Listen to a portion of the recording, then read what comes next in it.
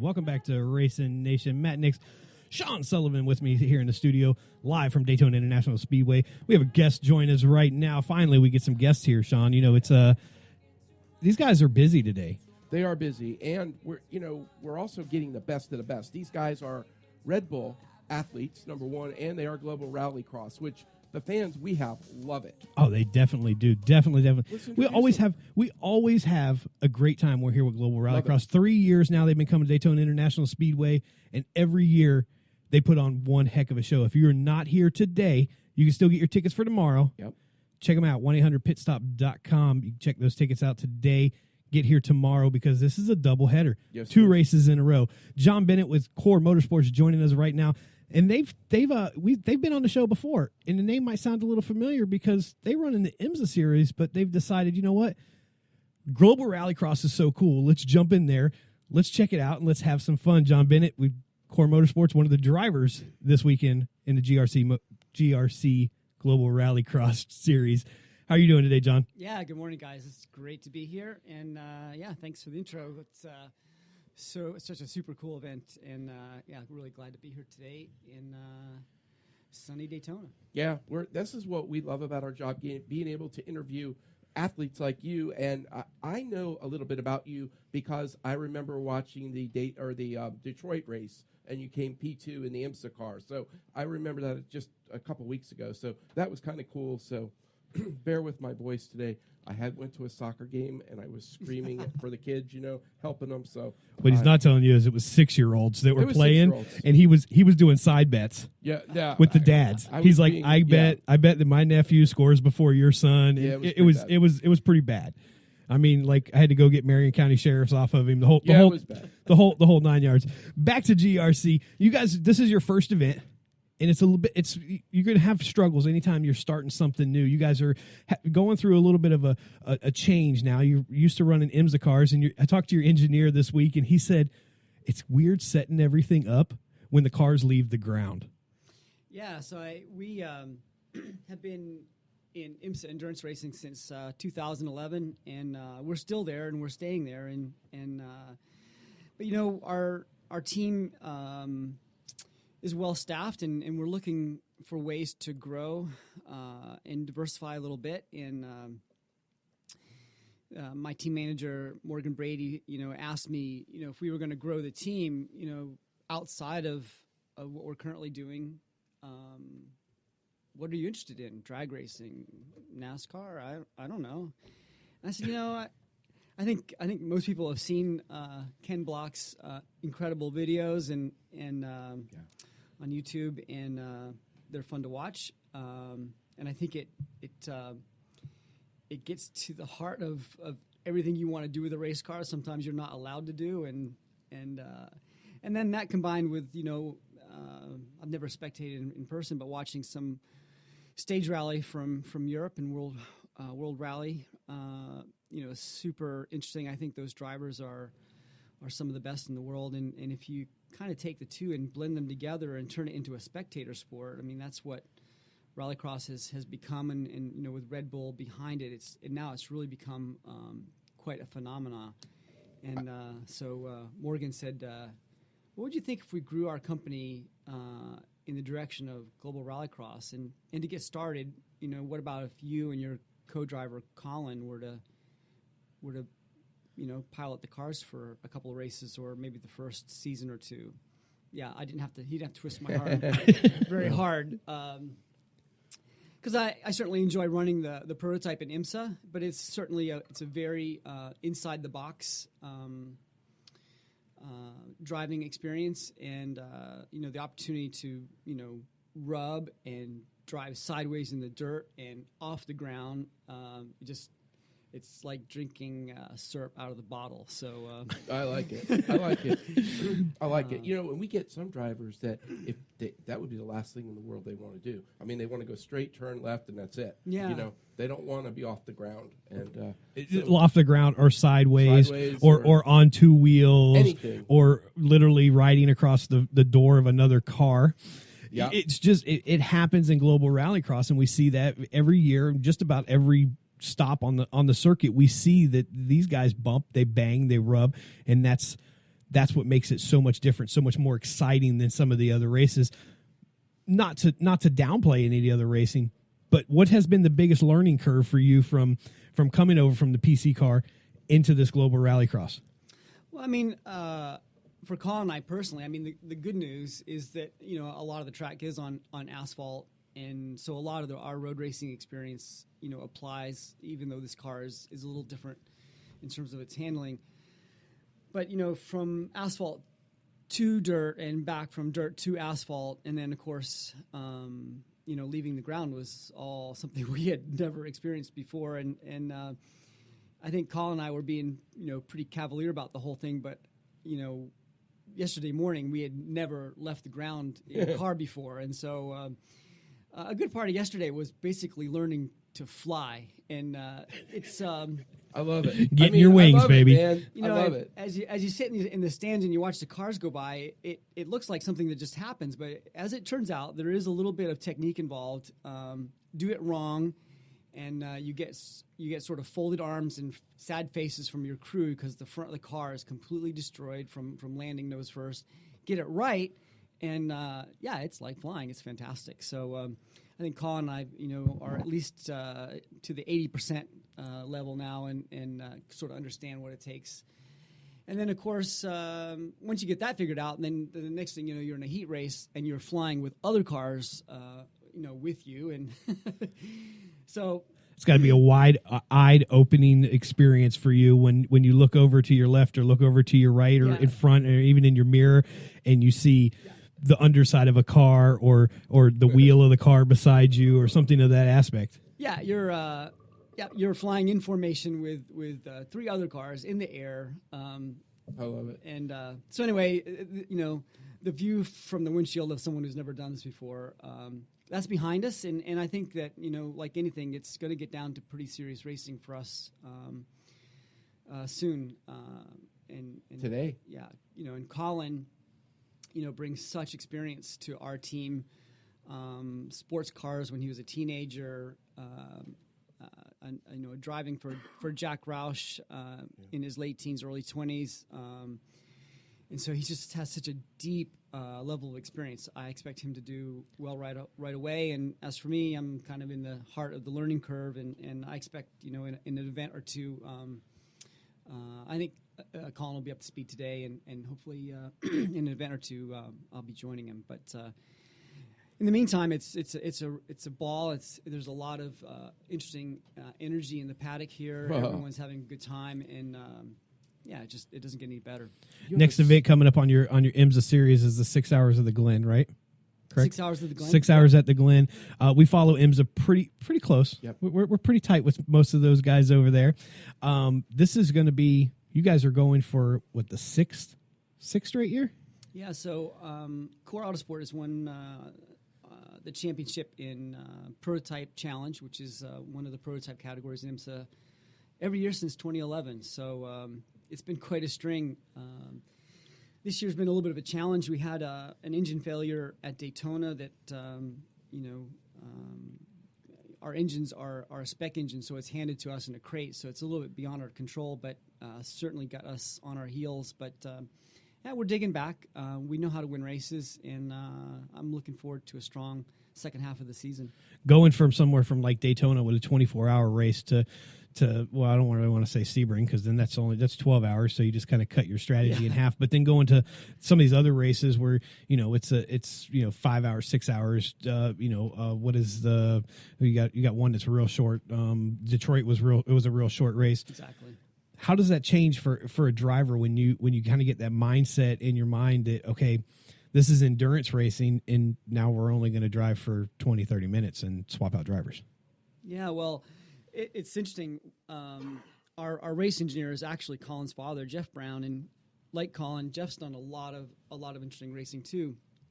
In his resume is a couple of years in NHRA Top Fuel, and Jeff's like, I don't know what this is reminding me of, but it does remind him, and I haven't experienced it, but of round-to-round racing in NHRA, because, you know, you're on track for a short time and you're off track, and then there's a lot of work that needs to be done to the cars in between sessions. So it becomes very, very busy for the crew, and then very busy for the drivers in bursts. So. Especially when the series does things like they did yesterday, when you thought you were going to have 48 minutes in between heats, and come to find out you only have 20 minutes in between the heat. So that really pushes the crew. Now they're double time and everything, where they thought they had twice the amount of time. Now they only got 20 minutes. Yeah, it's definitely rapid fire between heats, and then also when you're used to stints of 2 hours or more in the car, and you shrink that down to 8 minutes or so in the car. You've got to get it all done, and you've got to get it all done right now. John, you have a stacked field. There's no doubt about it. Oliver Erickson, no slouch by a long run. I like Bilko. I'm a big Bilko fan from everything he does off the track as well. But I understand what your secret weapon is here, that's for sure. You, my friend, are from Fort Knox, Kentucky, so you just have a vault full of gold, so you can buy car after car, man. So I didn't catch that till just a second ago, and I'm like, no wonder this guy's in all the good events. So yeah, exactly. That's your secret. Yeah, well, it's great fun, and certainly we we look to be competitive, and that's what we're here to win races, and that's our goal. Running a limited schedule this year. You're going to run, I think, 4 of the, what is it? There's 8 more races left. You're going to run 4 more races. Washington, D.C., we'll go to Las Vegas, or excuse me, Atlantic City and L.A. Exactly. So fans listening, you guys are close there. Go check out Global Rallycross. This team is going to be one to be a force to be reckoned with, and I'm going to put some money on that. Yeah, I am too. I think just give these guys a little bit of time to get it straight, get acclimated, get going, and they're going to be a force to be reckoned with. You know what I like about it, though, is we've got another team coming into the sport, so that's only elevating the sport to grow. We don't see this in a lot of other series, and if you do, it's usually a one car effort by a team that's really trying to maybe break into a series, and now we have a team, an organization that's seeded in other series and a champion in other series, and they're coming over and they're saying, you know what, Global Rallycross is the next wave. This sanctioning body, I think, has only been together for 8 years or something like that. So for teams to be putting forth the effort, putting forth the money, and kind of putting their money where their mouth is and stepping over here, it's got to show something. Sean just went completely quiet on me. No, I'm absolutely sure.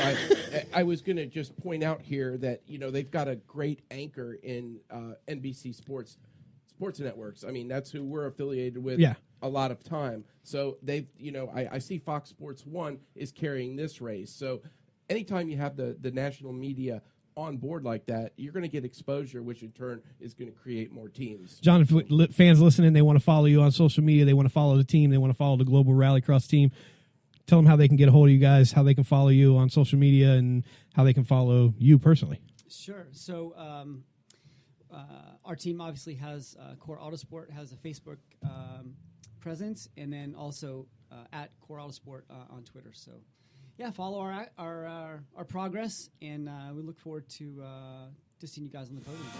All right, thank you for joining us, John. We're going to take a quick break. We'll be back with more Racin Nation here in just a minute.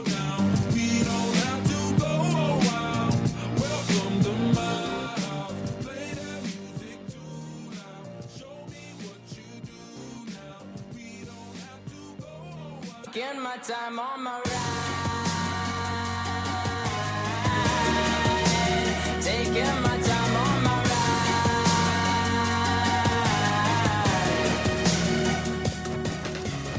ride. Welcome back to Racin Nation. Matt Nix, Sean Sullivan coming at you from Daytona International Speedway, GRC Global Rallycross in town this weekend. Doubleheader Saturday. All right, I don't have you on yet, man. Here you go. It's the doubleheader. You don't have your tickets yet. Check them out at 1-800-PIT-STOP. 1-800-PIT-STOP. Yeah, 1-800-PIT-STOP. 1-800-PIT-STOP. That's a great phone number, isn't it? That's great. Simple, great, right to the point. Let's get to what's important, man. We've got a cool guest with us right now. We've got a young kid. Starting out. That's GRC right. Lights. GRC Mr. Lights. Colin over here. He's going to, I actually know a little bit here. He's racing for Dirtfish, but this is his first time here at Daytona International on 4 wheels. You've been at Daytona International on 2, right? Yes, I have. Did a little bit of motocross here on the front stretch. Sean's very big into Yeah, very much motocross. so. What did you race? Lights or 450s? I did 250. Okay, so you Yep. did the lights. Did you race the series, Supercross series, or? I did the AMA series. So Okay. I went to like Loretta's and stuff like that. Gotcha. So you're an A or a B? B. B. Okay, gotcha. Hey, man. So you have your what was the knees. drive here? What was the drive here? Huh? No, well, really, what was the drive to make the switch? Because you're a motocross guy, and now you're running for Dirtfish and kicking butt and taking names out there. You've had won your first race already, got that underneath your belt. So what was the drive to go over to Rallycross from motocross? So last year, I broke my wrist pretty bad and didn't have feeling in my left hand. So I decided to see if there was any other things I like to do. So we looked into GRC and we got a ride last year for 3 races, and so it went pretty well. And then Dirtfish came up to me and asked if we started talking, and I got the ride for this year. What's it like being with that team? I mean, that's a pretty iconic name in Rallycross here in the States, and to be selected for that ride's got to kind of puff your chest out there a little bit. Yeah, it's amazing. The team's great. They look after me. They always want to help with everything. The car setup is great. They know what they're doing for sure. Winning in Phoenix definitely got the monkey off my back with them, so that was really helpful. A lot of time in the car. You like you said, you did a couple races last year, kind of got the feel for the car. This year, got your victory underneath your belt. Are you looking at the championship? Is that your goal? You're like, I'm going to come in here, I'm going to kick some ass, and I'm going to win the championship this year? Yeah, I mean that's definitely 100% what I'm hoping for. We're sitting in second, I think, for points right now. So we're doing pretty good. I'm just looking to stay consistent and get as many points as I can every weekend. What's it like coming from a show like where you just do one race on a weekend and then come over here to the double headers? I know it's pretty stressful for the teams. It's got to be stressful for the drivers because now you're doing multiple heat races, you're doing multiple feature races, and you got to give all that input back to the team to let them know this is what's happening out there on the track, because we got 2 different surfaces here. You're running on asphalt, you're running on dirt, and you're leaving the ground, you're jumping. We talked a lot about that in the last segment. But what is it? How is it with you with giving that much more input and being in the car that much longer? Yeah, it's definitely a struggle. You want to go out there, you want to battle with everybody, but you have to be conservative. You have 2 finals in one weekend, 4 heat races. You just have to keep the car in one piece as much as you can. The hardest thing I think is they ask you how the car felt in the race, and you're like, well, I don't know. I wasn't really focusing on. I was just trying to drive this damn thing. I was wheeling it. Exactly. Not putting it into the wall or wrecking over the jump. Yeah. It felt like I was trying to win. That's what it felt like, and it needs to be faster every time. Even if you're in the lead and you have a 30-minute lead, you want to be faster. Oh yeah, there's always a way to get it faster. So this weekend you can easily take over points. You're at let's see, you got he's second in points right now, I believe, right? Cabot Bingham has 145 and Colin's second with 122. He's really Miki Wickstrom is really close to you at 120. So you guys got to go at it, man. Yeah. This is going to be a big weekend for you. It's one of the biggest weekends I think for the season because it kind of shows where we're gonna sit. Yeah, because it's going to be like this for the rest of the season. Now, Dirtfish is a single car team this week. They only brought one IndyCar. Wow, they brought an IndyCar. One GRC Dude, are light. You rocking the IndyCar? One GRC light. So you kind of got the whole focus of the team. I actually seen yesterday. I was doing a little walkthrough after all of the heat races were over with, and you had your team was over there. They were cleaning up the car. Everyone was just kind of chilling. It was kind of like a little party atmosphere going on. That's what I love about this race. Everybody was working, but everybody was just having a good time while they were working. Yeah. I mean, we're all here to have fun, so that's all that matters. The day didn't end how we wanted it, but we're gonna keep our confidence up and we just go along with it. What's this track here at Daytona International? What is it? I don't want to say prevent. What is the push here? What is the caveat to this track that makes it a little bit more difficult than any of the other ones you've been to so far? I'm gonna say the dirt. I knew as soon as I got here what dirt they were using. Oh, they're using the motocross dirt. Well, and, yeah. I see you raced in Reddick also. So yeah, Yep. that's right where I live. So and it's rough. yesterday, first lap of practice, I pretty much landed at the bottom of the jump in practice, so that didn't go so well. But I think the dirt is what's going to break cars this weekend because it gets so rough. It is very bumpy out there. We've seen it, right after every practice, every heat race. They've been out there with the machines kind of flattening it out. It's going to rut up, and it's going to toss cars around, especially at that turn after the jump. Yeah. That's going to be the one. Yep. That's going to be where we're going to see some cars get wadded up. They got a big tire barrier right there to your left, I think. Yeah, Yep. to your left as you're coming out of the turn. And I've seen especially some of the supercars, pretty close to that thing. Yeah. Pretty close. And you've got one car, so let's face it, you got to preserve, man. I mean, and you're that close in points, so I'm gonna be watching you, man, because Right, this is good stuff. You know what happens when Sullivan gets his eye on you? You win.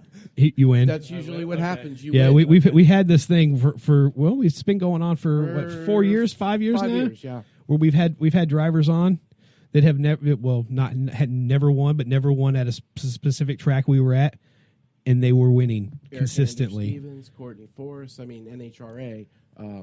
James Barbosa's won the 24-hour race after he came on. So when you get up on the podium this weekend, Okay, I'll shout you guys you out. have to That's say, it, man. it was Racin Nation Radio that gave me the their catalyst for motorsports career here. So, right. and then all the other drivers would be like, we got to get on that damn show. Yeah. That's right. Yeah. That's right. Well, we promised his people that we wouldn't take a lot of time. I could talk to this kid for a while because he's just, he looks like he just wants to have a good time. So we're going to wish you a lot of luck, Connor. Tell the folks and tell your fans where they can reach you on social media. All right, everyone can follow me at Connor Martell 21.